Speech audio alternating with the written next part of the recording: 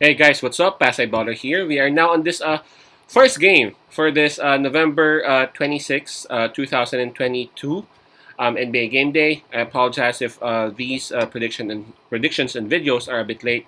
It's been a busy day. I had to do some, I had to do some stuff. I had to do what I had to do. But here we go. Okay, we only got 4 games for tomorrow.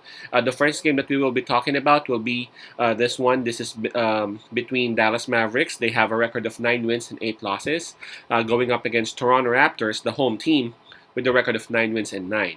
The game, by the way, will be at 5 o'clock p.m. Eastern Time, so that's going to be 6 o'clock a.m. here in Manila.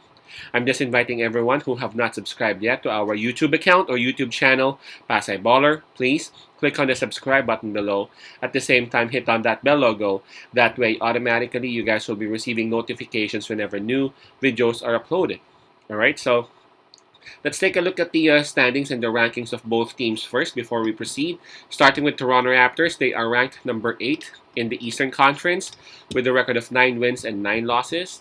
While for Dallas Mavericks, they are at number 9 in the West with a record of 9 wins and 8. So Dallas Mavericks is basically just better than Toronto Raptors by half a game. All right, so here we go. Toronto Raptors. The Toronto Raptors, they would have the home court advantage. In terms of momentum, we can skip that part. Both teams have been losing. Both teams are on back-to-back losses. So one team would finally put a stop on their on their losing slump, and one team would actually enjoy the win. In terms of fatigue, well, both teams were idle last night, so they have been on rest for like 2 days at least, because of course Thanksgiving, and then last night they still didn't have any games, so both teams must be fresh. So let's take a look at the availability of the players and the health of both teams. For Dallas Mavericks, I only see one player in the injury list, and that's Maxi Kleber. He is listed as questionable for this game. While for Toronto Raptors, wow, this is actually a long list. I see 7 names down here. Let's start with those who are listed as questionable. Those would be Delano Banton, um, and Fred VanVleet. So again, Banton and VanVleet, they are listed as questionable for this game, and these 5 players are actually listed as out. Those would be Precious Achua, Scotty Barnes, Justin Champagny, Otto Porter Jr., and Pascal Siakam. So, man, those are really great players. Those are the top players, of course, aside from Fred VanVleet. Of course, he is one of the best players of Toronto, but they are really banged up. So obviously, Dallas Mavericks would have the advantage in terms of health, as only one is listed down here on their team.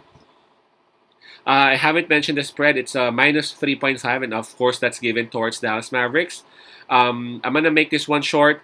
Dallas Mavericks. I know they sometimes mess things up. Sometimes they actually lose those games that they should be winning.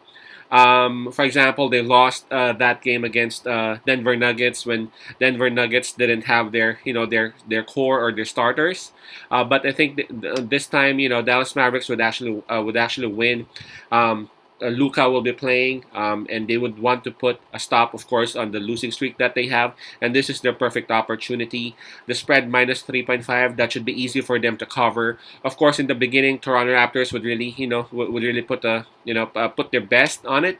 But I think that towards the end of the game, sometime around fourth quarter, Dallas Mavericks would stabilize their game, would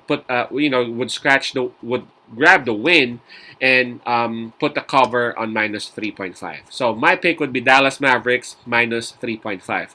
I trusted Luka on this one. Dallas minus 3.5. Peace out. Pasay love and God bless.